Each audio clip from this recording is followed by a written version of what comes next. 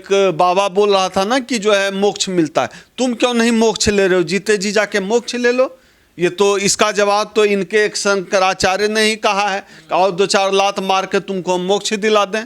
तो जिनको मोक्ष चाहिए जाकर प्रयागराज में मोक्ष ले लें, वहाँ तो लात मार के भी मोक्ष दिलाने वाले उसी सनातन के जो है आदि शंकराचार्य बैठे हुए हैं मोक्ष दिलाने के लिए। ये तो वो बताएं जो कि कहते आए हैं आज तक कि गंगा पाप नाशिनी है, गंगा में पाप से मुक्ति मिलती है, गंगा में पाप धोया जाता है। कोई हमने थोड़ा ही कहा है, ये तो वही लोग कहते हैं कि गंगा में जाके पाप जो है धुल जाता है। तो जाए जिनका पाप धुलता है, जिन्होंने पाप किया है।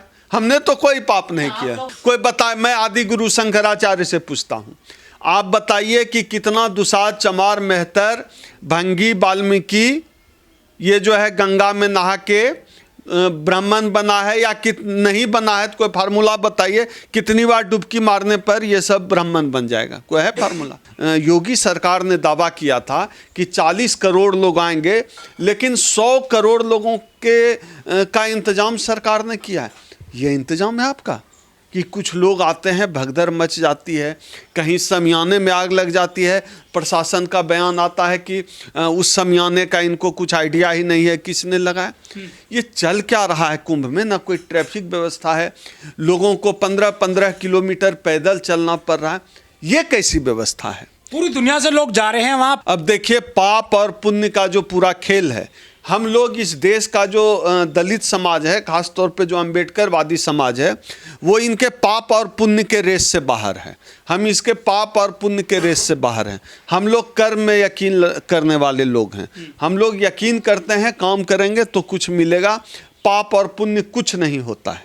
तो जिन लोगों ने पाप किया है, जिन लोगों को पुण्य चाहिए, वो जाएं। इस दुनिया में पाप और पुण्य के लिए पता नहीं क्या, लेकिन भारत में अगर पाप पुण्य का हिसाब करना है, इस देश का संविधान है, आईपीसी है, पाप और पुण्य का हिसाब जो है आज की तारीख में इस देश का संविधान करता है। कोई गंगा नदी में हिसाब अमावस्या पे अमृत वर्षा हुई थी। मौनी अमावस्या के दिन कितने लोग जो है मारे गए, मैं इसके बारे में सोच रहा हूँ।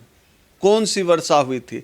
तो मुझे लगता है मौनी अमावस्या में लोग मरे हैं, इसका मतलब है मौत की वर्षा हुई थी। इसको पता नहीं कौन क्या कह रहा है। प्रयागराज में जो मोक्ष प्राप्त हुआ है, भाई तुम ले लो ना मोक्ष। ये एक बाबा बोल रहा था ना कि जो है मोक्ष मिलता है, तुम क्यों नहीं मोक्ष ले रहे हो? जीते जी जाके मोक्ष ले लो। ये तो इसका जवाब तो इनके एक शंकराचार्य ने ही कहा है, और दो चार लात मार के तुमको मोक्ष दिला दें। तो जिनको मोक्ष चाहिए जाकर प्रयागराज में मोक्ष ले लें, वहाँ तो लात मार के भी मोक्ष दिलाने वाले उसी सनातन के जो है आदि शंकराचार्य बैठे हुए हैं मोक्ष दिलाने के लिए। तो मोक्ष लें जाकर जिनको मोक्ष चाहिए। हम लोग तो मोक्ष से भी मुक्त हैं भैया।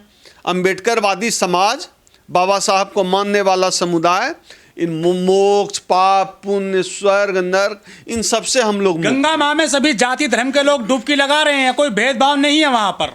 गंगा नदी में तब भी भेदभाव नहीं था। नदी तब भी भेदभाव नहीं करती थी जब सदियों से नदियां हैं, जब से ये प्रकृति है, जब से ये सृष्टि है। नदी में ने कभी भेदभाव नहीं किया।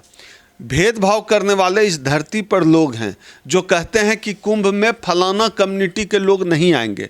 वो भेद करने वाले हैं। किसी नदी ने कोई भेद नहीं किया है। नदी या कोई जगह कोई भेद नहीं करता। भेद करने वाले वो लोग हैं जो कहते हैं कि मुसलमान जो है इस कुंभ मेले में ना आए। मेरे घर से 100 मीटर पे गंगा नदी है। हम लोगों के यहाँ जो है सुबह से लेके रात तक जो है हमारे लिए गंगा नदी जो है जीवनदायिनी है। हमारे खेत पटते हैं गंगा के पानी से, हम नहाते धोते सब कुछ करते हैं गंगा के पानी से। महाकुंभ में नहीं जाओगे? नहीं तो हम तो रोज गंगा में नहा रहे हैं। और महाकुंभ में तो हमारे नेता चंद्रशेखर आजाद ने कह ही दिया है कि जो पाप किया वो जाए। तो हमको जब ऐसा एहसास होगा तब सोचेंगे। अब तक तो हमारे पास कोई रिकॉर्ड इस तरह का नहीं है।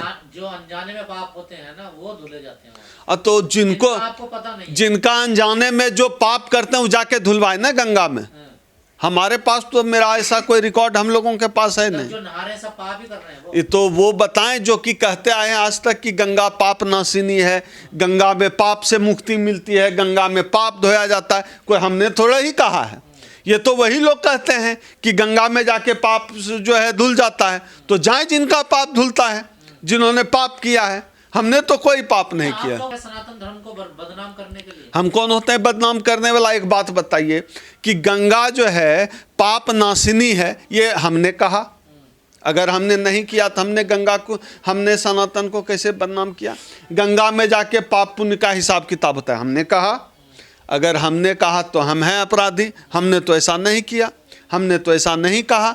आप कहते हैं, जो कहते हैं कि गंगा में पाप धोया जाता है वो जिम्मेदार है ना इसके लिए। हम तो नहीं कर रहे हैं। हम तो कहते हैं गंगा सामान्य नदी है, और भी जैसी नदियां हैं, तमाम नदियां हैं। नदियों को माँ भी इसलिए कहा जाता है कि वो जीवनदायिनी है, पानी मिलता है, उससे खेत पटाए जाते हैं। पुरानी संस्कृति है ना भारत की कि गंगा में लोग उस स्नान बात करने जाते हैं। नहीं, गंगा में ही जाते हैं क्या? तालाब में नहीं जाते हैं क्या? तालाब में स्नान नहीं करते हैं? गोवा चल के देखिए ना, समंदर में भी लोग नहा रहे हैं, तालाब में। मेरे गांव में बड़ी नदी भी है, छोटी नदियां भी 2-2, 3-3 है, लेकिन सब में लोग नहा रहे हैं। जो SC/ST लोग हैं वो दशकों से नहाते आ रहे हैं गंगा में, क्या वो शुद्ध हुए? उनसे तो भेदभाव आज भी हो रहा है।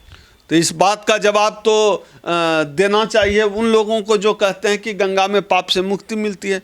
कितना जो है जाटव, चमार, दुसाध, मुसहर, भंगी, यादव, कोयरी, कुर्मी, कुशवाहा गंगा में नहा के ब्राह्मण बन गया। कोई रिकॉर्ड है तो कोई बताए? है कोई? कितना कोई बताए? मैं आदि गुरु शंकराचार्य से पूछता हूँ, आप बताइए कि कितना दुसाध, चमार, मेहतर, भंगी, वाल्मीकि ये जो है गंगा में नहा के ब्राह्मण बना है या नहीं बना है? तो कोई फार्मूला बताइए, कितनी बार डुबकी मारने पर ये सब ब्राह्मण बन जाएगा? कोई है फार्मूला? बेकार बात है। नहाइए, शरीर स्वच्छ होगा। रोज नहाना चाहिए। हमारे घर के पास, इनके कहने से हमारे घर 100 मीटर पे गंगा नदी है। हम लोग तो रोज ही गंगा नदी में ही नहाते अरे हैं। संगम घाट पे जाइए, जहाँ तीन नदियों का मिलन है, वहां पर हम नहा, गंगा, जमुना, सरस्वती। आप कहीं, मेरे गांव में भी जो है एक जगह पे 2-3 नदी मिलती है। मेरे गांव में एक जगह है जहाँ 2-3 नदी मिलती है और वो मिलकर मणि नदी बनती है। तो हम लोग तो नहाते रहते हैं, तो नदी है। अरे सर, यहाँ पवित्र स्थान है यहाँ। अब देखिए क्या है, इस तरह की जो मूर्खतापूर्ण बातें हैं यह लोगों को बरगलाने के लिए बनाई गई है, और इनकी पवित्रता और अपवित्रता का ढोंग और नाटक हम लोग समझते हैं। हम लोगों को तो इन्होंने अपवित्र बना रखा है, तो इनकी जो पवित्रता और अपवित्रता का ढोंग और नाटक है वो सब हम लोग समझते हैं। अलग से बताने की कोई ज़रूरत नहीं है। भगदड़ में 30 लोगों की मौत होगी, प्रशासन के अधिकारियों का कहना है।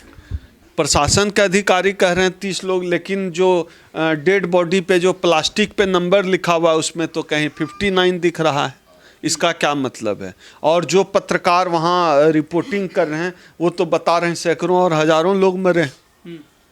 इसलिए सरकारी रिकॉर्ड के बारे में मेरा कुछ नहीं कहना। तो हिंदुओं के साथ ऐसे धोखाधड़ी करेगी क्या सरकार? अब देख लीजिए, अब डेड बॉडी गायब है। कई वीडियो में आज सुबह ही देख रहा था, उनके घर के लोग नहीं मिल रहे हैं। कुछ लोग कह रहे हैं कि यहाँ से जो लोग गए नहाने के लिए, हिंदू थे, मर गए, बालू में दफन कर दिया मुसलमान बनाकर। ये भी सोशल मीडिया पे मीम्स चल रहा है। हिंदुत्व की पूरी राजनीति है इनकी। हिंदुत्व इनके लिए केवल और केवल राजनीति है और कुछ नहीं है। लेकिन 25-25 लाख रुपए भी दिए जा रहे हैं सर, जिनकी मृत्यु हुई है। अब जो लोग मर गए, 25 लाख से किसी की जान वापस आएगी क्या?